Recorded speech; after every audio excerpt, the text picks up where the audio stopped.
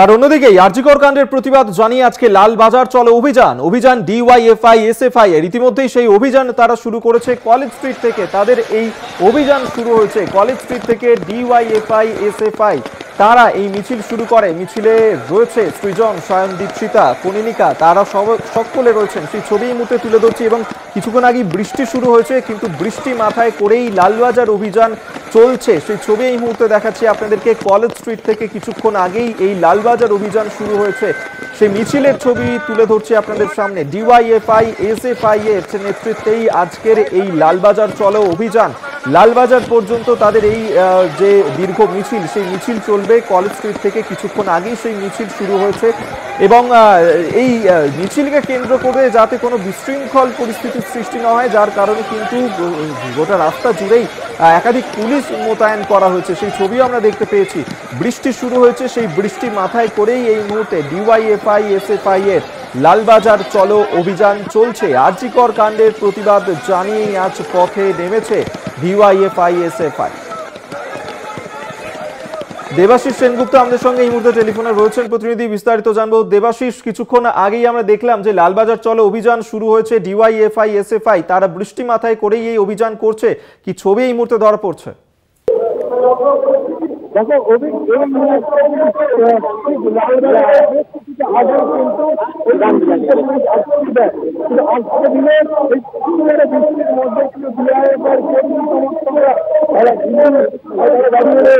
এবং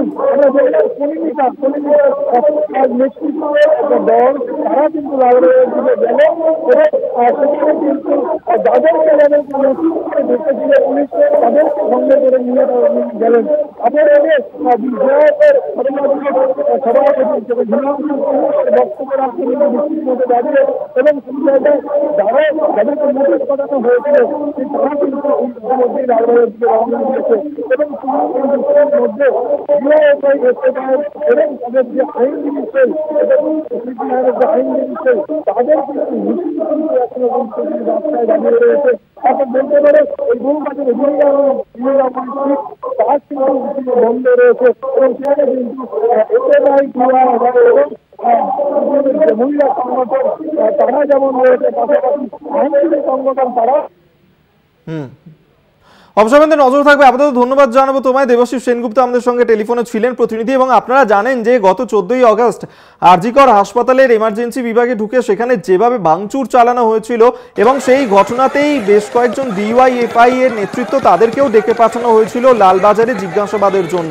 এবং যে ছবি আমরা দেখতে পেয়েছিলাম যে সেই দিন ওই ডিওয়াইএফআই তাদেরও কিন্তু মিছিল ছিল এবং যার কারণেই লালবাজারের তরফ থেকে বেশ কয়েকজন ডিওয়াইএফআই নেতৃত্ব তাদেরকেও ডেকে পাঠানো হয়েছিল ঘটনায় জিজ্ঞাসাবাদ করার জন্য।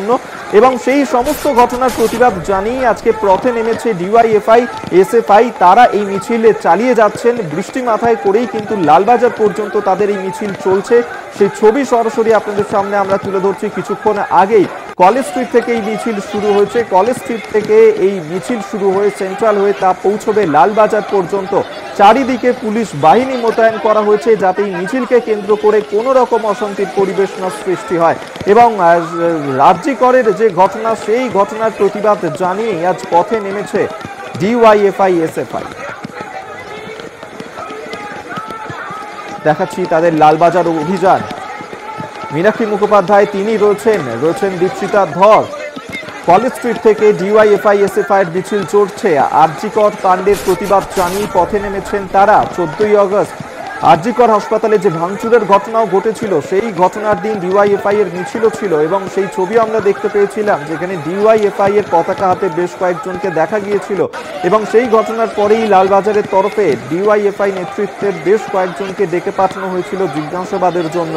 এবং সেই সমস্ত ঘটনার প্রতিবাদ জানিয়েই আজকে পথে নেমেছেন তারা। ছবি দেখাচ্ছি আপনাদেরকে। চলছে লালবাজার চলো অভিযান।